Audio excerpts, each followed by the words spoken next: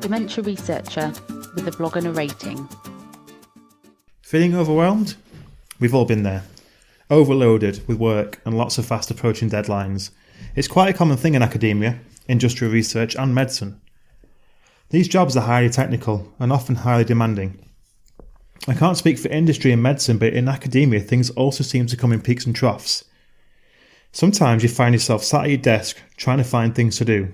Other times you're missing those days where you fight to get everything done in time for what feels like an endless list of deadlines.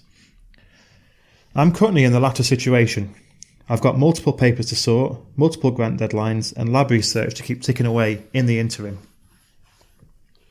It'd be far better if this was just a result of poor planning, but it's the culmination of multiple things landing on my desk simultaneously and grant calls opening and closing at very similar times. A normal person could probably rifle through these tasks one by one, but my brain doesn't work that way. I need to list everything out and prioritise before putting on noise-cancelling headphones and listening to things like music for concentration on YouTube. I don't know if there's any science to show this helps, but something about the minimalist long tones at frequencies apparently designed to increase concentration seems to really focus my mind and stop me getting distracted. It might be a placebo, but it still works. Having said that, no amount of binaural beats can help you when it all gets too much. This happened to me earlier this week. I was sat at my desk and could feel my chest tightening. I was getting quite anxious and realised I'd not looked away from my screen all day. It was a bad combination of too much coffee and not enough time away from working. I closed my laptop, got up from my desk, left the building and went for a 30-minute walk. We're quite fortunate to have lots of green spaces on campus at the University of Birmingham. On this particular day, I was in the College of Medical and Dental Sciences, which has gardens and a stream. And I found myself standing watching the water flow by. I could feel the stress and anxiety literally pouring out of me. I think there's something about seeing sky, trees and water that I'm convinced is evolutionarily wired into us to cause a calming effect. I went back to my office and it was so much easier to get things done because I'd realised that I was neglecting one of the most important things, self-care. Now this is especially crucial in the demanding environment of a really busy job, or a job that's been made extremely busy by numerous fast approaching deadlines.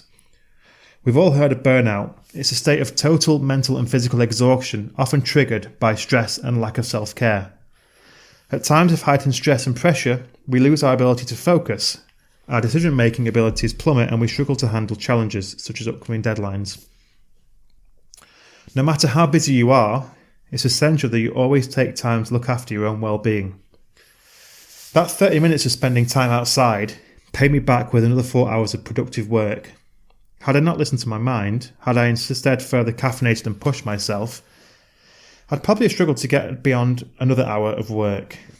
On top of that, I would have greatly increased my risk of burning out by pushing myself beyond what my brain was telling me was my limit.